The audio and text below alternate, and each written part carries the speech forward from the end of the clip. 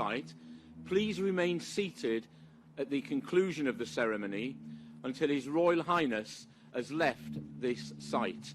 He will greet people behind the memorial to start with, 3 groups on the stage, and then we'll move to the Naval Reserve site. If you could stay seated until he leaves to go to the Naval Reserve site, that would be appreciated.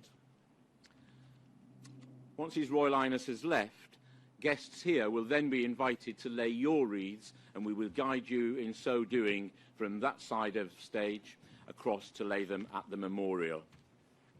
You will be invited up row by row, and then once you have left and placed your wreath, please make your way to Aspects by the Visitor Centre, where you will be able to obtain your packed lunches. For the guests at the Royal Naval Review Memorial, unless you are in a group that is meeting one of the principal guests, once the ceremony has finished, then you can make your way to Aspects, the conference centre by the Visitor Centre, to collect your lunchbox. Guests who have been seated at the Royal Naval Review Memorial will be invited to come down to this memorial from 2:15 onwards to view the site and lay your wreaths.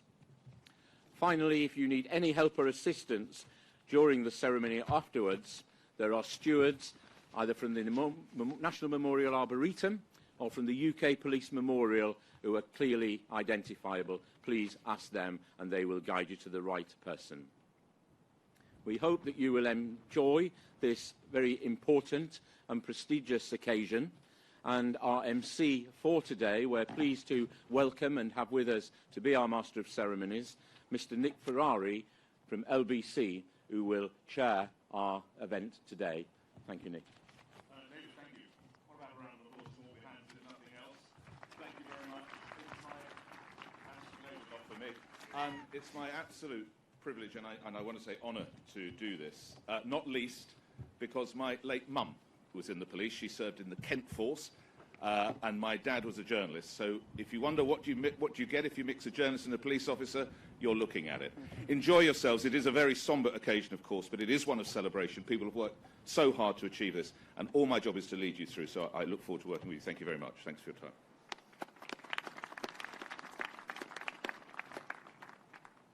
In just a few moments' time, we will now get underway. The live broadcast will be shown to all those watching in force, those watching at home, and to each of you here on site, and it will be visible on the large screens on each of the sites. That will begin at 12 o'clock, and the programme will run all the way through then until the conclusion of the ceremony. Thank you.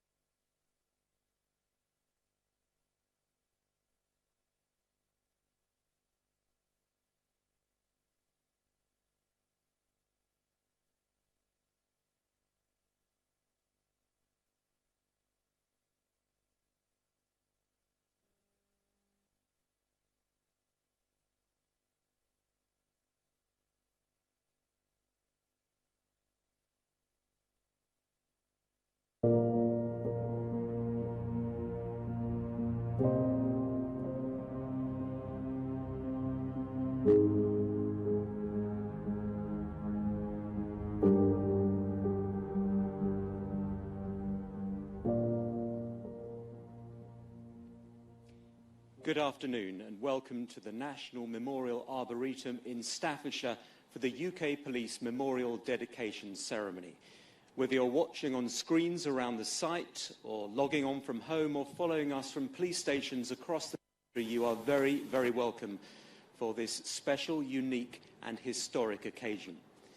Today we are launching officially the memorial, the National Memorial behind me, to the policemen and women who gave their lives protecting us. We are some 40 minutes away from the ceremony itself, and before that we will have a series of interviews and films. Just to give you a flavour of what's coming up, we will hear from some of the key people who've made this day possible, the chair of the Memorial Trust, the designers of this remarkable 40-foot structure, and we will hear from relatives of those who've died and a police officer who risked his life at London Bridge in 2017. The ceremony itself will be attended by around 400 guests, a lower number than we would have liked because of the COVID restrictions, but we will be delighted to welcome the Prime Minister, the Home Secretary, and His Royal Highness, the Prince of Wales. There will be music from the British Police Symphony Orchestra and the opera singer Catherine Jenkins. The setting here is the National Memorial Arboretum. It's on the edge of the National Forest, a 150-acre site, a spectacular site, a place where there are 400 memorials and some 300,000 visitors every year. People come here to pay tribute, to remember and to reflect. So on to our first interview. Sir Hugh Orde was one of the most distinguished police officers of his generation. He started at the Metropolitan Police in the 1970s and then became Chief Constable of the Police Service of Northern Ireland before becoming President of the Association of Chief Police Officers. And it was there in 2014 that he was first approached about developing a national memorial for the police service. He has been the lead trustee of the Police Arboretum Memorial Trust and has spearheaded the campaign to raise £4.5 million. He's been explaining why this memorial is so important. When a police officer goes to work, and it doesn't matter if they're uniformed, detective, traffic officer, they expect to come home, because that's what normal people do in their day-to-day lives. What's different about policing is the unexpected nature and the unexpected consequences of what goes on day in and day out. They don't know what the next call is going to be. They don't know as they walk up to a door and knock on it what's behind it, yet still they do it. The idea of a UK National Police Memorial goes back to 2014. Indeed, I was the president of the Association of Chief Police Officers at that time, and I was approached by a group of people, the wider police family, police officers, relatives and people committed to supporting the police role, and they just said, look, we do not have a proper fitting tribute to officers who give their lives on duty protecting others at the National Arboretum, which is the National Centre of Remembrance. We then commissioned a lot of research to look at what was the most fitting way of explaining to not just the police family, the broader public, just what police do in extremis. We commissioned an architect who came up with this fantastic idea of a portal, an almost slightly ajar door representing the dangerous areas, the unknown areas into which police officers tread as they protect their fellow citizens, with cutouts in the shapes of leaves which represented those who are no longer with us. We were determined to make this more than just a monument. Important though that monument is, we developed a digital presence, so online you can log in and you can listen to the stories, the testimonials about people who died doing their duty. It's extraordinarily powerful. So I think it's got great national significance. It's not just about the heroes who die, it's about the heroes who are out there every day. Bryn Hughes and Paul Bone are extraordinary men. The fathers of Fiona and Nicola. They've been supporting us from the very, very beginning. Dug the very first turf at the Arboretum during COVID that set the building of the memorial going. They know what it's like to lose a child. I think they take huge comfort from the fact that their children were so brave in such difficult and terrifying circumstances. And I think the Arboretum is the place where people like that can go to reflect. The public, the donors, the benefactors, the businesses who have contributed the money, the government who started us off with £1 million, the trustees from the word go, every single one should all be extraordinarily proud of what they have done, and their generosity knows no bounds. It's a great feeling. There's more to do, there's always more to do, but what I am assured now is that memorial will be there in perpetuity. The police don't deal with routine, they deal with crisis. By definition, that's when you call the cops, and they don't hesitate. They go, and they deal with whatever they are faced with. They make split-second decisions with very little information available to them, yet they do it. And I think it's important that people remember that, and that's what this place does.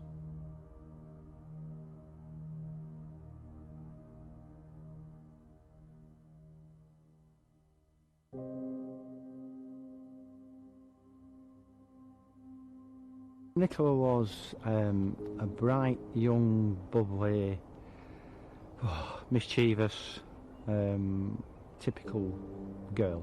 It's hard to imagine her as a young lady, and it's hard to imagine her as a responsible police officer. To me, she was always a little mischievous, intelligent and fun girl, and always will be. She enrolled at Huddersfield University and then thought, no, that's not for her, so she decided to join the police. As a father, your daughter's always the best thing. But talking to her colleagues and her superiors later, she was very well liked, very popular, and very experienced for her age.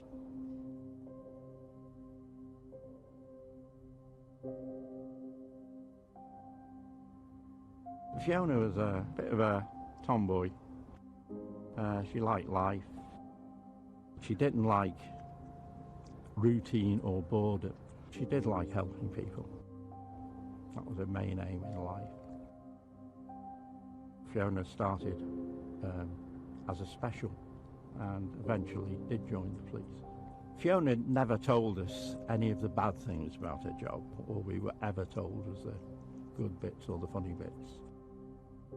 The day started out quite normal, and I'd messaged Nicola that morning, as we used to do in text, because I knew she was in work. Come out of work, messaged her again, and no response. And I don't know why, something stopped me from ringing her. And then on the way home I had a phone call, and they brought the news that she'd been shot and killed. We were watching the 1 o'clock news on the BBC, and about 30 seconds later the policeman knocked on the door. 2 unarmed female police officers have been shot dead. A real sense of shock waving through Greater Manchester Police Force. 2 WPCs killed in the attack have now been named. 32-year-old Fiona Bone and 23-year-old Nicola Hughes. This is one of the darkest days in the history of Greater Manchester Police, if not the police service overall.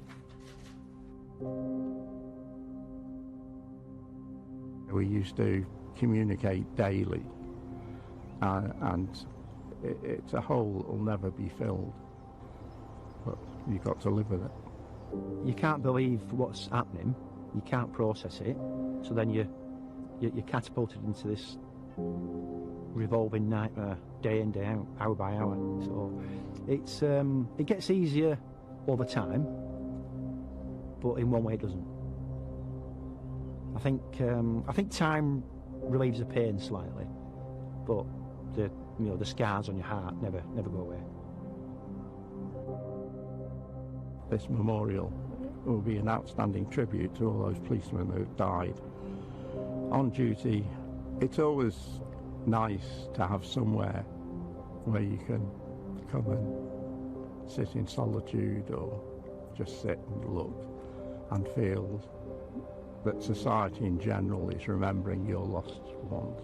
Because I don't think the general public understands the losses that the police suffer. I think looking at Nicola and Fiona's legacy, I think places like this memorial speak volumes about their legacy.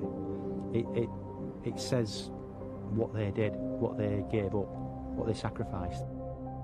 Myself and Paul, we dug the first hole. Until you actually see it in reality, you couldn't envisage what it would look like and how imposing and how spectacular it would be.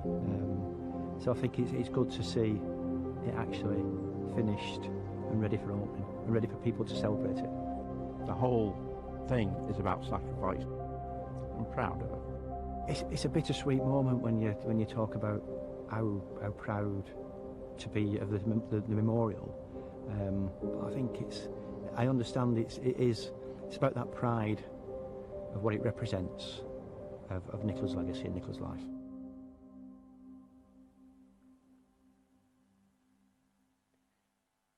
An intensely moving tribute by Paul Bone and Bryn Hughes to their daughters Fiona and Nicola. They were murdered as they responded to a 999 call in Tameside in September 2012, doing their duty.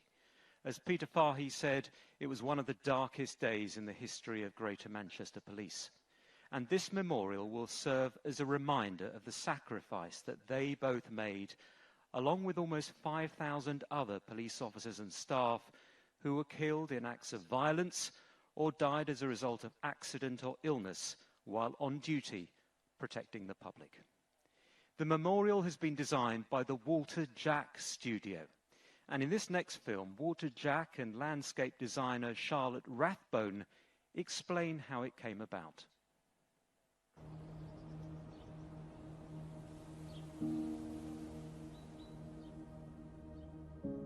It's a very rare honour to be involved in a project of this importance. We needed to do something that had an intimacy about it and needed to mean something to individual bereaved families, partners, fathers, mothers, children. I got to spend time both with police officers and staff and with bereaved families. At the same time as doing that, listening to the people, we were studying and trying to understand the characteristics of this site, which isn't that easy. It's a floodplain, it's also a landfill site. It takes quite a while to sort that through and to come out with what we hope is a very meaningful design. You will see this memorial 12 metres high as you approach, but it won't give very much away. You'll see a certain grandeur, a certain scale. And you approach it on this path with a wildflower meadow. You're aware of the Silito-Tartan line, which subtly gives you an indication that this is about the UK police. Some lettering set into the path, and then the portal and screen itself. The original inspiration, it was about this idea of threshold, the spaces from which we run and into which the police run. And secondly came this idea of the apertures representing absence, service and sacrifice. Each of those leaf apertures, gilders have gilded. The apertures in the screen represent absence, and yet that absence allows light, allows gilded light to pass through the screen onto the space beyond it. We thought initially it would be wonderful to have a glade, a sunny glade within the woodland. We then were very inspired by David Wilbraham, the police chaplain. And he talked about the idea that is a very special place that you journey to, where heaven seems a bit closer to the earth, known as the thin place. You can only get there by journeying through the rougher ground, and that is why we have designed a curved path and a damp meadow so that you get a feeling, and it's quite a long way from the visitor centre too. You have to journey here before you then go into the serenity of the space itself. I'm only a very, very small part of this. All those who, as is always the way, will go unnamed, who've contributed to the building, detailing, engineering, and so forth to bring it here.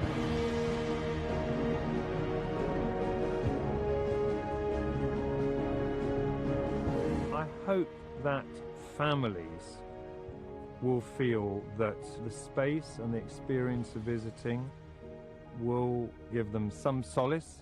If that's not too much to hope for, then I do hope for that. We really hope that they will find calm and space to think, to grieve, to reflect, that it will embrace them so that they will gain some strength and hope for the future.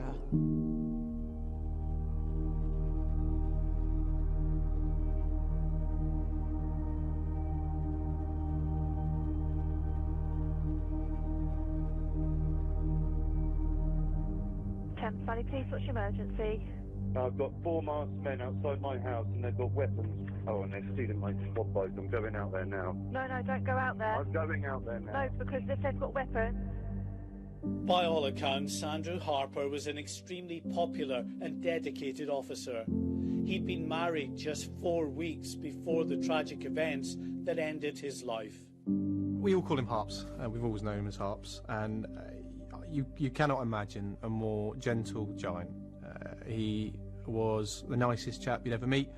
He was always smiling and he was always great fun. I've known him since we first joined the police. When Harps joined traffic at Amersham together, we were on the same team and we worked very closely there. We also live not that far away from each other, so not only would we meet up outside of work, when you spend your 9 hours together at work, normally more than that, you know, you're building a bond, you spend a lot of time together. Andrew was a great officer, really highly regarded by friends and colleagues within Thames Valley Police. He'd always wanted to be a police officer, and he joined us in 2010 as a special constable. Spent a year doing that before joining us as a regular officer in 2011. Joined Roads Policing Unit some time later, and then had been on his proactive policing unit for 6 weeks at the time of his death. Personally, big character, very well regarded police officer. The type of officer that you'd want to work with, and the public would want turning up at their incident. Today, with police in Berkshire mourning one of their own killed as he investigated reports of the burglary. Thames Valley Police said today that Police Constable Andrew Harper died after being dragged behind a moving vehicle. As Chief Constable, I'll never forget that day when you get the call to tell you that one of your officers has been killed. The impact on friends and colleagues directly who worked with Andrew, who were at the scene, who were with him when he died, was significant. When it's one of your own, it's a very different set of circumstances. It brings up whole new emotions from inside that you probably never even realised you had. When it's someone you're close to, someone young, someone that's your friend, someone you love, someone you care about, someone you've spent a lot of time with, you put on a strong face when it comes to work, and you deal with it in your own way. So the whole, it's immeasurable. You never really, I don't think you'll ever come to terms with it. I personally will never come to terms with it. But you spend time thinking about it. And, yeah, trying to find the good in it. Sorry. We have officers that have given their lives over many years, and tragically we will have more officers in the future who will give their lives in the service of their communities. To have a memorial that's recognised nationally at the Arboretum, it maintains their memory for those generations of police officers that will come behind them, who need to remember the sacrifice of their colleagues because they walk in their shoes. When we have tragic events like Andrew's death, that brings to the fore of the public's perception the sacrifice and endeavour of police officers and staff across the UK. When things are at their worst for the public, we should be at our very best, and on that day Andrew was, and unfortunately paid the ultimate price for that endeavour. If I was going to remember Harps, I just would like to remember him with a smile, because that's the sort of chap he was. He was completely committed to the police. He absolutely adored it. He enjoyed his job, he loved working, and I hope that's how he'll be remembered. That's how I'd like him to be remembered. That's how I remember him. That and as a friend.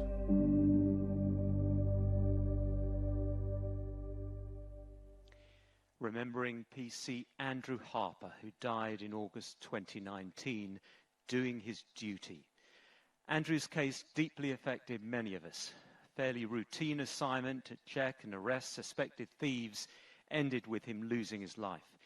It brought home to all of us the hazards and risks of police work. Officers run towards danger. It's part of what they do. We've compiled a film that illustrates that, and you can see it in a couple of minutes.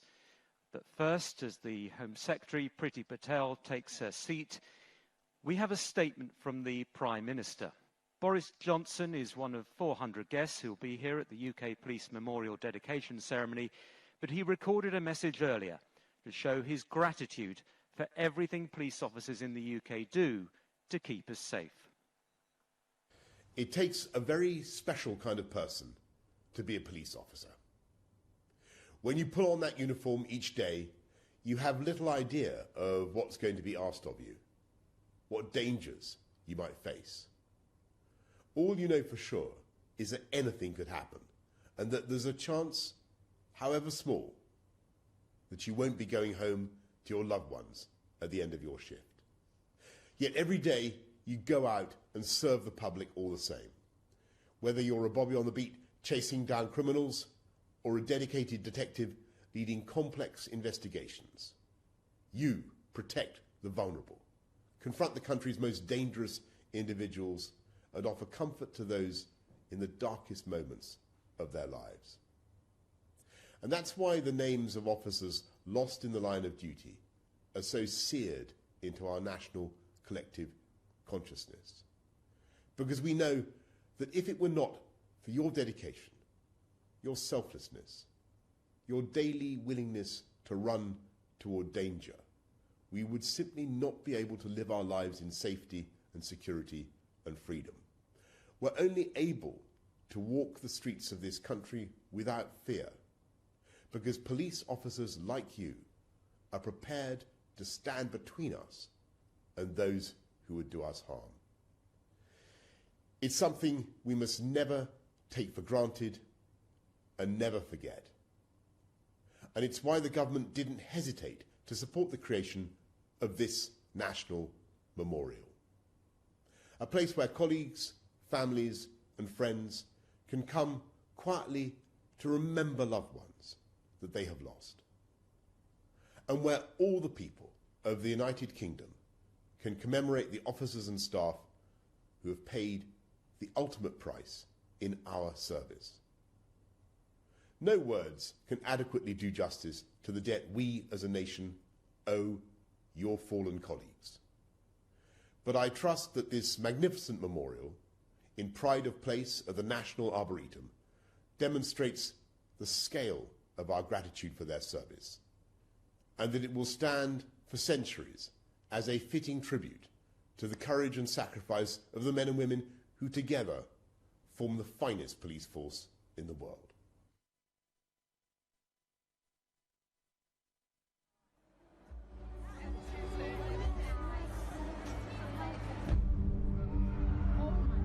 The Islamic State group claims it carried out the suicide bombing at Manchester Arena.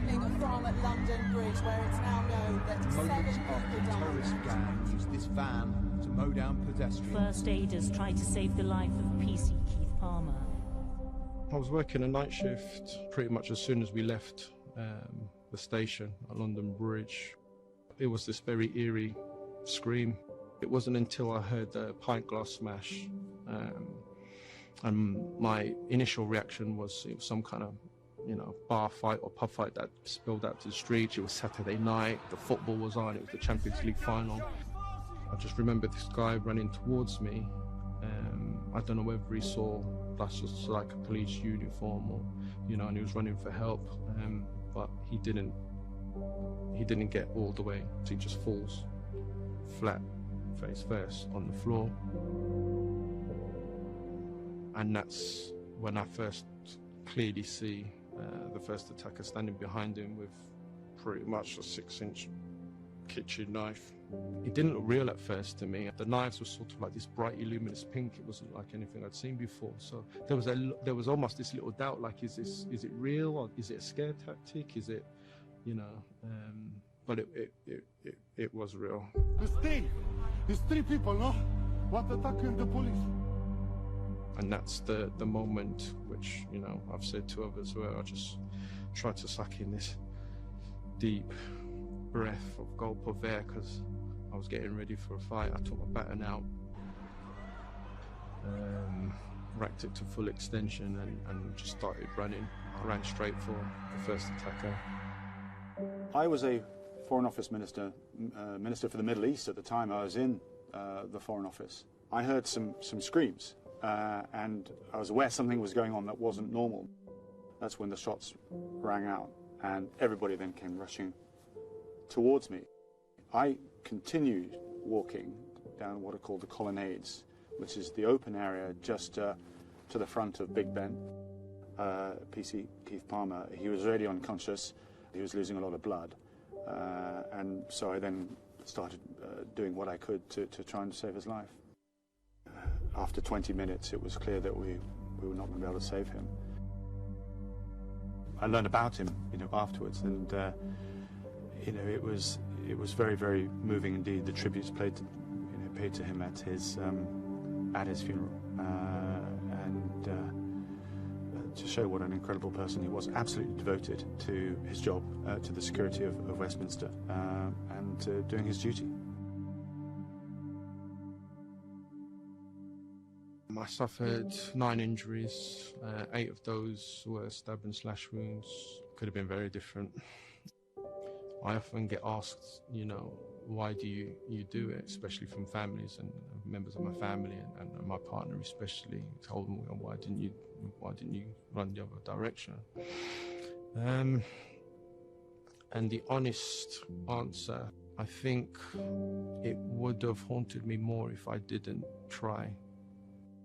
Every day, police officers up and down the country, say goodbye to their loved ones and they go to work, not knowing how their day is going to unfold.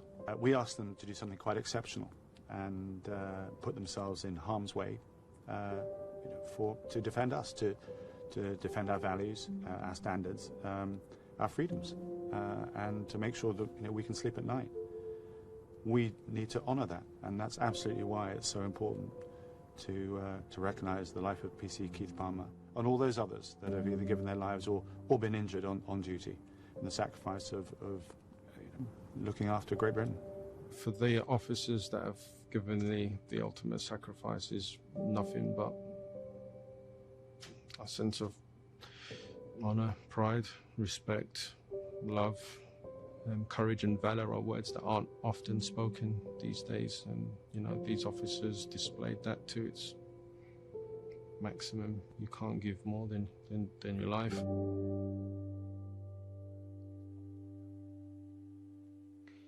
The events of 2017 remembered there. Westminster, London Bridge, Manchester Arena, 3 of the terrorist targets that year. It's reminded us of the bravery and selflessness of the police in seeking to keep us safe.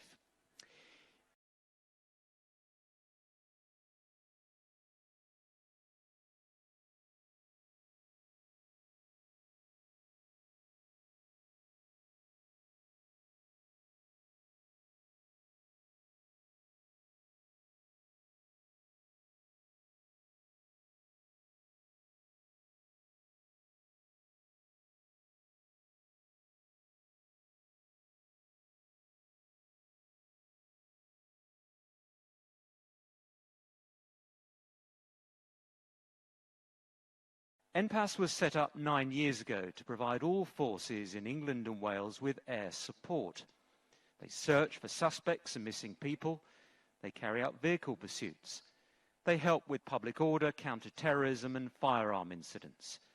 They operate from 12 bases in England and 2 in Wales, with a fleet consisting of helicopters and fixed-wing aeroplanes, operating 24 hours a day, doing their duty.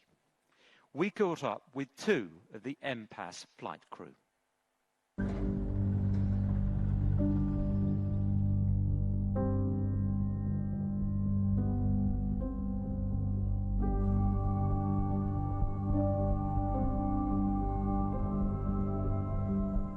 I've been in the police now for 16 years, but I've always had an interest in the aviation side. I think it's the role that we do. It's an important role. It's a very unique role. We're like the eyes and ears in the air supporting our colleagues. They're doing a very hard job out there on the street. The National Police Air Service pride themselves on safety, and we put safety above everything else. But nevertheless, as a police officer, whether you're on the ground or in the air, there are some dangers involved. We serve the public, and it's something that we have to accept.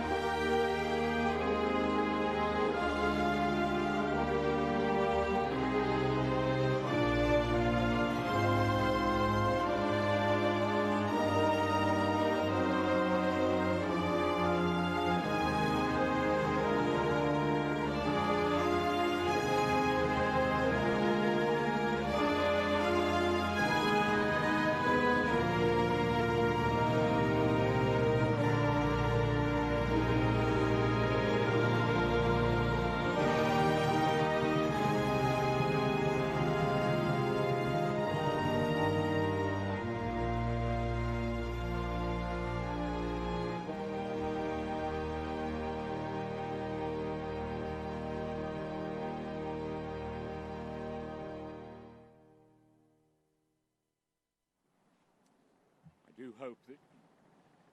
do hope that you found the recordings that have been made and the contributions by all those who have spoken to be both relevant and moving, and to give a fitting context to this memorial. Unfortunately, I've just been told that the Prince of Wales has been delayed by about 10 minutes, so our schedule will just be running exactly the same, but 10 minutes later. As we have just seen, the British Police Symphony Orchestra is drawn together of a huge number of talented people from forces across the country. They play at many police events, and their presence is always appreciated. They raise money for police charities, which they too appreciate. So as we wait for that 10 minutes to elapse, to inspire you even further, we shall listen to a recording they made of the stirring piece of music, Highland Cathedral.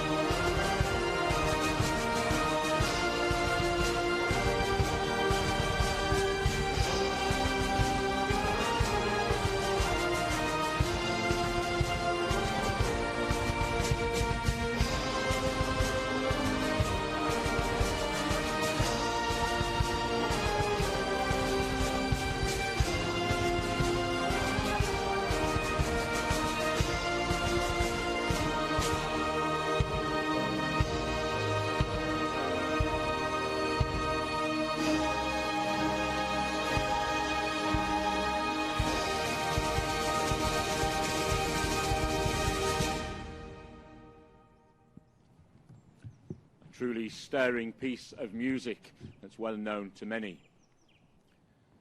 The last 18 months have been difficult in all manner of ways for all manner of people, especially those engaged in the emergency services across our nations.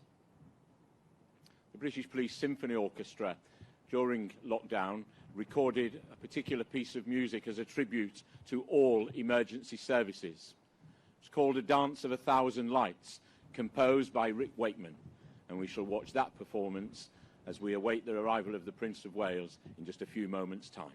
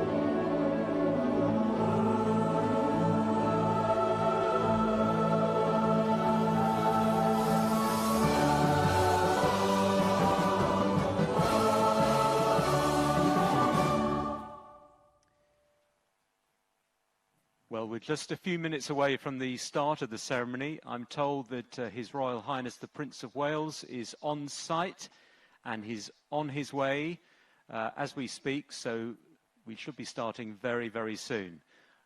Apologies for the weather. That was something that was out of our control. Prince Charles is the patron of the National Police Memorial Day. This is an annual occasion, takes place at the end of September every year. And last year, for the first time, there was a virtual event. And he wrote some very moving words. He said that through the pandemic, the police had shown a steadfast dedication to duty.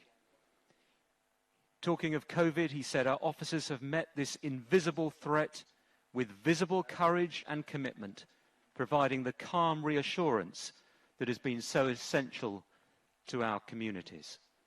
Police forces, he said, have earned the admiration of the world.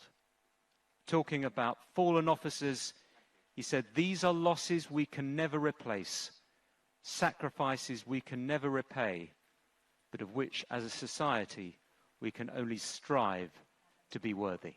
Now, I can see the Prince of Wales making his way to the site, and at this point I'm going to hand over to our Master of Ceremonies, our host, Nick Ferrari. Danny, thank you. Danny Shaw, thank you very much for that. We are just moments away. My job will be to ask you to stand at the relevant moment, but I'm afraid at the moment you just have to sit and get a little bit wet and enjoy a classic English summer's day. But in a moment we will be with you. Thank you.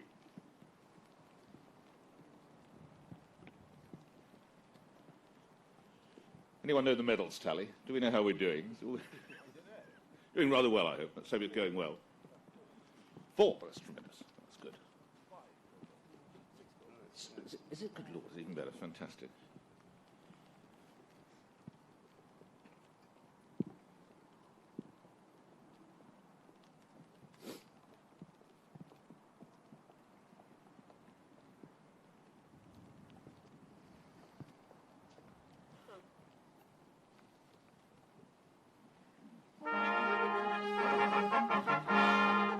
Please stand for His Royal Highness the Prince of Wales, accompanied by the Chair of the Trustees for the Police Arboretum Memorial Trust, Sir Hugh Ord.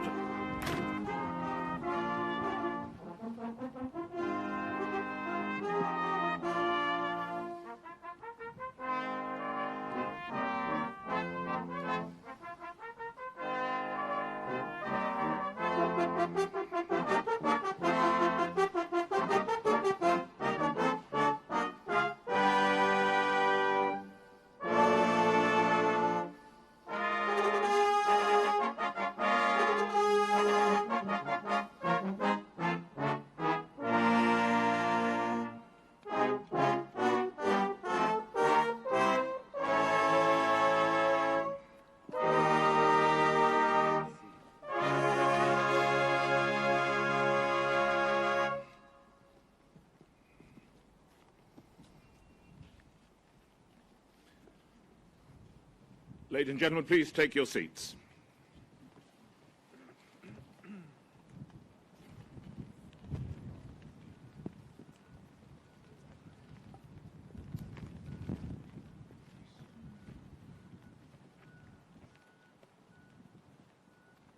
Any moment now we'll be celebrating with the flypast of the National Police Air Service, so we'll just wait a moment on them.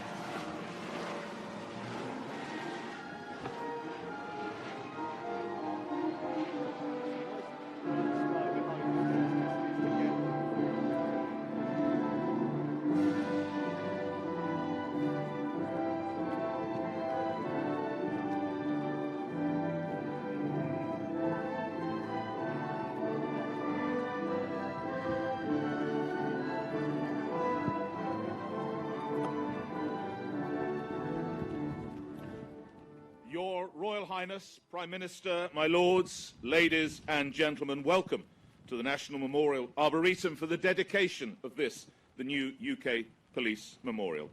Every day, the men and women from our police service go out to police our cities, our towns and our villages, not knowing the risks that they face. When others run from danger, they run towards it, as the Prime Minister referenced in an earlier videotape.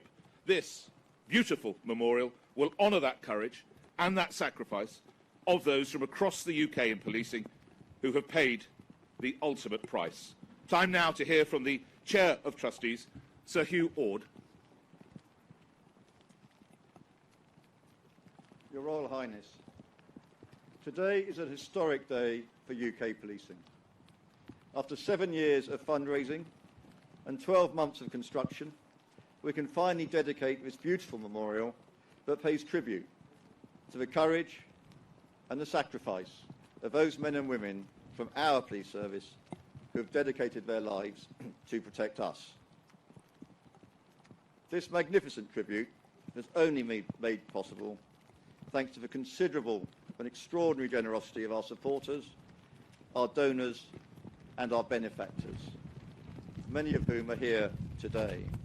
And to all of them, I wish to say thank you very much indeed. This memorial is an important symbol of the past, the present and the future. For the past, it places a marker that someone's life mattered and that they are honoured for what they gave. To say, albeit always imperfectly, to their loved ones, thank you. We recognise your loss and we are here for you. For the present, they remind us all of the courage, the commitment, the resolve and the dedication of police officers and staff who serve their calling day by day, recognising that sometimes duty takes them to dangerous places, crossing a threshold, as this memorial represents, unsure indeed of what lies beyond and where they place themselves in harm's way, sadly, sometimes with a costly loyalty. And for the future, the inspiration for others to put themselves forward to join our police service, to serve our communities and to protect us from harm. Within this beautiful setting, we have created a space for ceremony, personal acts of reflection by family and friends, and somewhere for the public to come to pay their own respects and also to say thank you. Sir, could I invite you now to unveil a plaque as we dedicate this, the UK Police Memorial.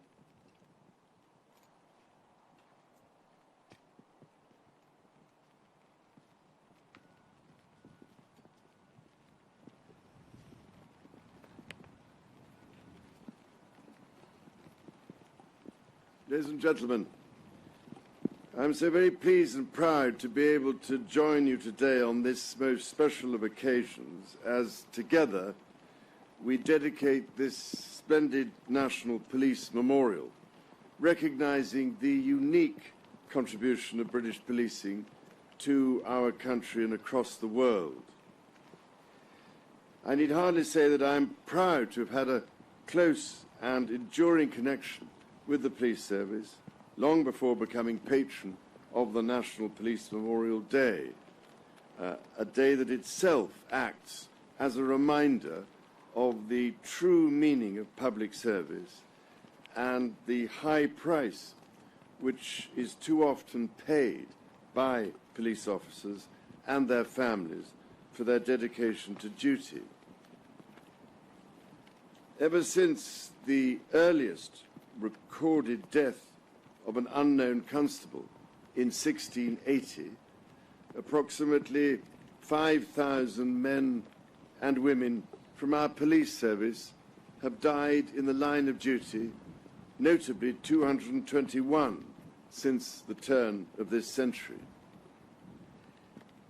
To those of you with personal experience of the sudden, unexpected and tragic loss of someone in the police service, whether you are here today, viewing from home, or attending one of the many services within your constabularies, I can only offer the assurance of my most heartfelt thoughts and prayers.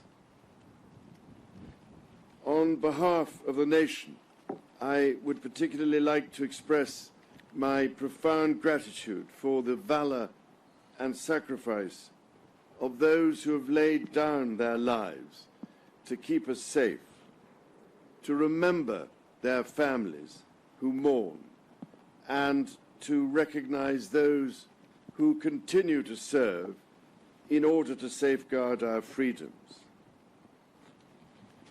Whilst our expressions of appreciation will always be hopelessly inadequate and, unfortunately, make the anguish no easier to bear, I do pray that this memorial will not only provide a hallowed place for us all to pay tribute to each of them, but also the reassurance that those who have given their lives so selflessly will leave a lasting legacy and will never be forgotten.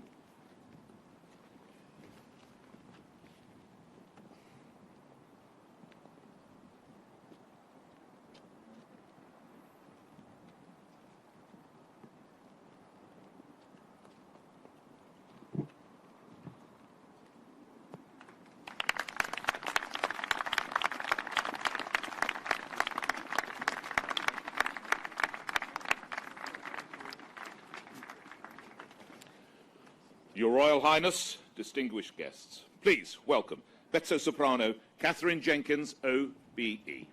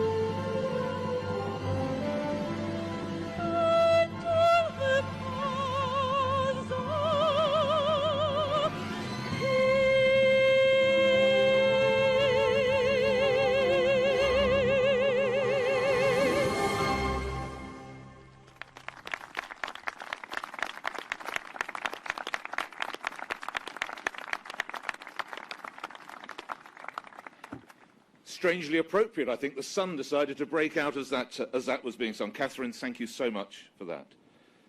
Now, when a police officer is killed, it's those who are often left behind who have to endure immense grief and pain as they mourn the loss of their loved one. Behind the badge, there is a parent, a husband, a wife, a partner, a child, a brother or a sister. To them, they're more than just that uniform. Can I now invite the families of officers who lost their lives on duty to deliver our readings? We'll hear from Katie Hull, the daughter of PC Ronald Hull of the Hertfordshire Constabulary, who was killed in 1989. Sid Mackay, the father of PC Nina Mackay of the Metropolitan Police Service, who was killed in 1997. And Gillian Wanwell, the widow of DC David Wanwell of the Metropolitan Police Service, who was killed in 1966. Together, they represent a child, parent, and a partner of officers lost.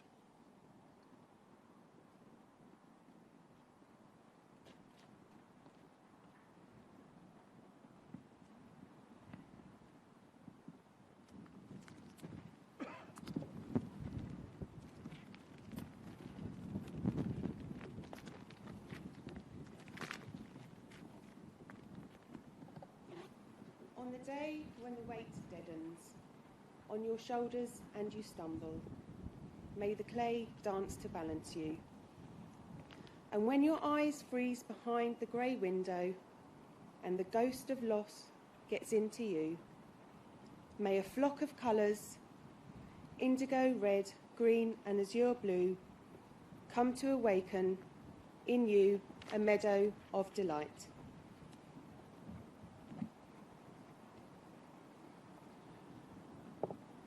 When the canvas frays and the currach of thought, and a stain of ocean blackens beneath you, may there come across the waters a path of yellow moonlight to bring you safely home. May the nourishment of the earth be yours. May the clarity of light be yours. May the fluency of the ocean be yours. And may the protection of the ancestors be yours. And so, may a slow wind work these words of love around you, an invisible cloak to mind your life.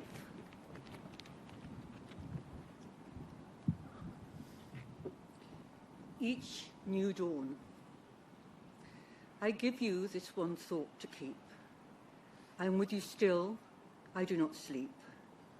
I am 1,000 winds that blow. I am the diamond glints on the snow. I am the sunlight on ripened grain. I am the gentle autumn rain. When you awaken in the morning hush, I am the swift uplifting rush of quiet birds in circled flight.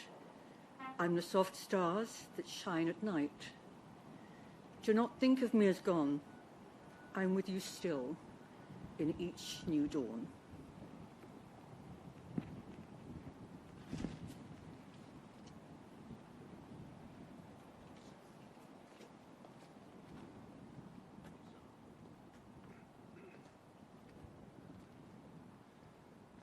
Now to the part in our ceremony where we remember and pay tribute to all the officers and staff from across our police services who dedicated their lives to protecting us. In a moment, I'm going to ask you to stand for a minute's silence, and after that silence, I'll ask you to be seated while wreaths are laid at the foot of the memorial by His Royal Highness, followed by the Prime Minister, the Home Secretary, and the Chair of the Trustees.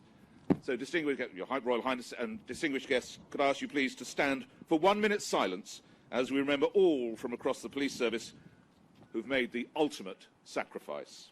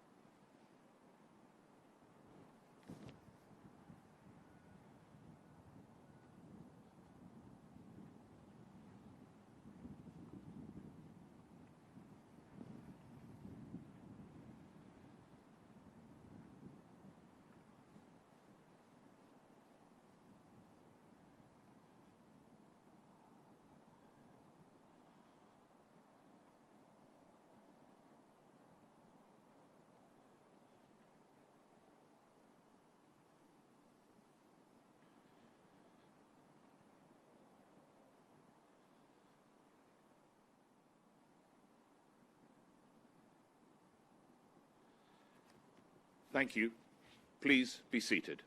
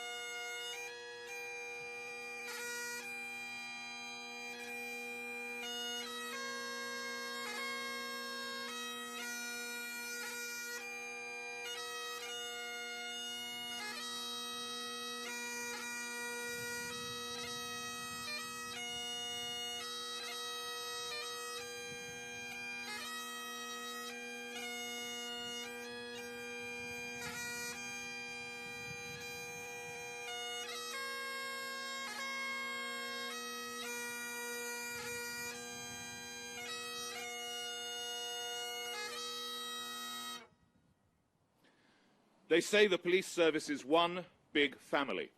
When an officer or a member of staff is lost, they all feel that pain.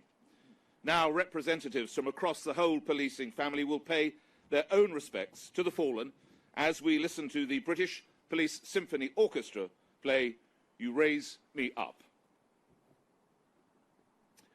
Paul Bone and Bryn Hughes, fathers of PCs Fiona Bone and Nicola Hughes, killed in Manchester in 2012, representing the families of officers and staff lost.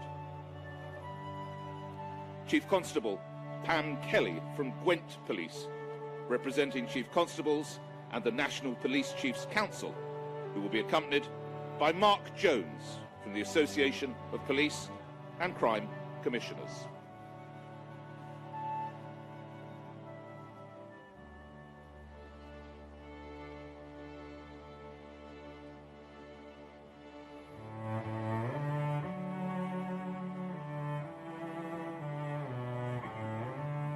Paul Griffiths, President of the Police Superintendents Association of England and Wales, and Robert Drennan, President of the Superintendents Association of Northern Ireland.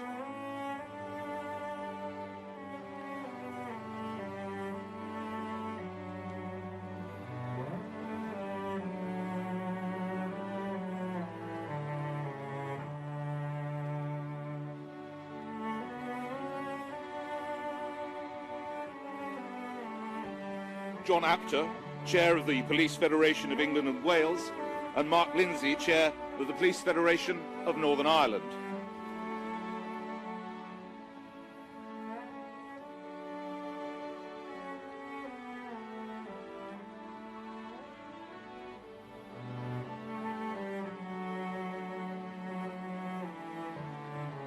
Carol Nobbs from Unison, representing police staff.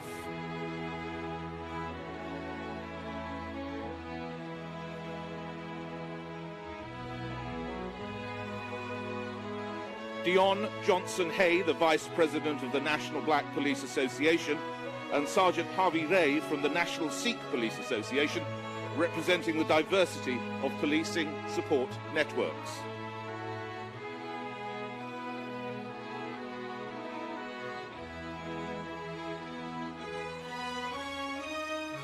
Special Constable Steve Ellis from Surrey Police, an employee of BP, representing Special Constables, accompanied by Mr. Bernard Looney, the CEO of BP, who've kindly sponsored today's ceremony.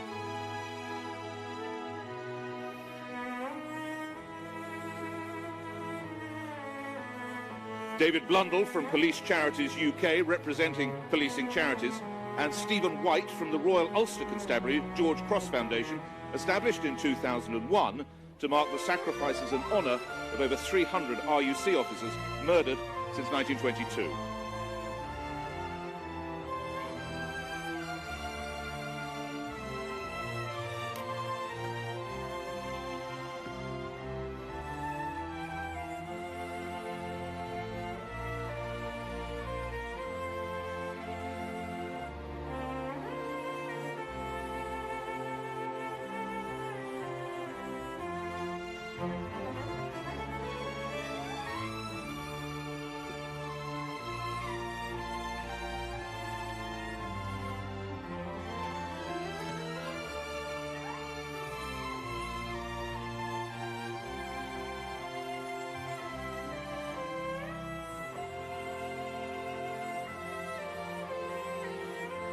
Today we have rightly remembered and honoured those who in times past have served with courage, dedication, and as this memorial so fittingly yet so sadly commemorates, sacrifice.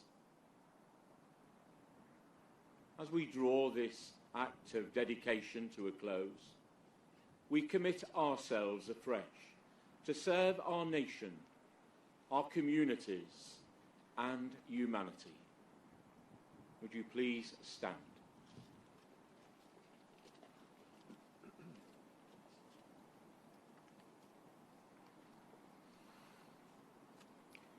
We dedicate ourselves to courage and perseverance. We dedicate ourselves to selflessness and community. We dedicate ourselves to justice and integrity. We dedicate ourselves to compassion and respect for all people. Bless, we pray, all members of the police service, that we may honour our calling and serve those around us, upholding human rights and according equal respect to all. Inspire us to standards of fairness, integrity, diligence, and impartiality worthy of our calling. That our actions might always be just, our motives pure and tempered with compassion. Give us strength and wisdom to protect the weak and vulnerable and to champion the cause of the innocent. Protect us from harm, and in your mercy, let peace reign in our country. Go forth into the world in peace. Be of good courage. Hold fast to that which is good. Render to no one evil for evil.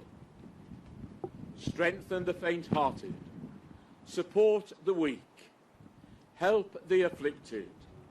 Honour all people. And the blessing of God Almighty, the Father, the Son, and the Holy Spirit, rest upon you, upon those you love, and upon those who love you, this day and on into eternity. Amen.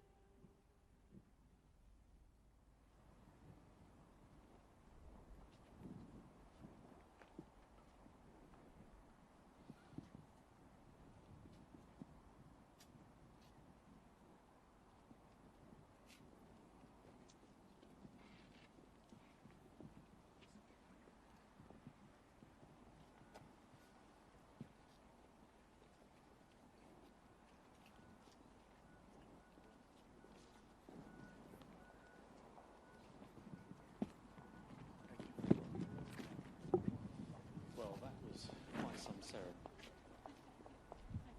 Certainly very moving, and also the sun came out as well and made such a difference on that fantastic structure behind us. Well, with me to reflect on what we've just seen are Bryn Hughes and Paul Bone. Bryn, turning to you first of all, what did you think of that? Very, very moving.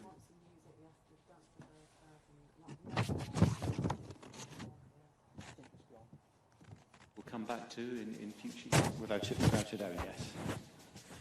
Paul, what did you make of the ceremony? Well, when the rain started, it reminded me of the vigil at Manchester and Mottram when everyone came and got soaked to the skin. And now the sun's come out, it reminded me of the funerals. It's really far too emotional. I'm really pleased to be here. How important is it, do you think, that we have this memorial now in place? It's been dedicated, and it's at a site, a spectacular site, that hundreds of thousands of people will come to every year. I think it's very important that police officers and their families have got somewhere to come, and it's open for the general public to sit and gaze upon the memorial in its magnificence. And do you think you will be returning to this site? Definitely. Many times, probably. Bryn, you talked in that film about how some things get easier with the passage of time, but some things don't. How have you felt coming here today and seeing this ceremony and hearing all the moving tributes and so on? I think this is the ideal time to reflect on that. Yeah, things do get easier all the time, and then todays like this bring so many emotions back. And you'll be returning here? Without it. Paul and Bryn, thank you both very much indeed. Well, that brings us to the end of this historic occasion. Don't forget that there is the National Police Memorial Day. It is on Sunday, September the 26th at Lincoln Cathedral. And there is also a digital site, a virtual police memorial site, and you can log on and read stories and so on about all of the officers, all of the policemen and women who've lost their lives protecting us, serving their country. And the fundraising continues, because now that this memorial site has been established, there is still more to do, and there is still more to enhance the virtual site as well. So donations obviously would be very welcome. But from here in Staffordshire at the National Memorial Arboretum, it's goodbye.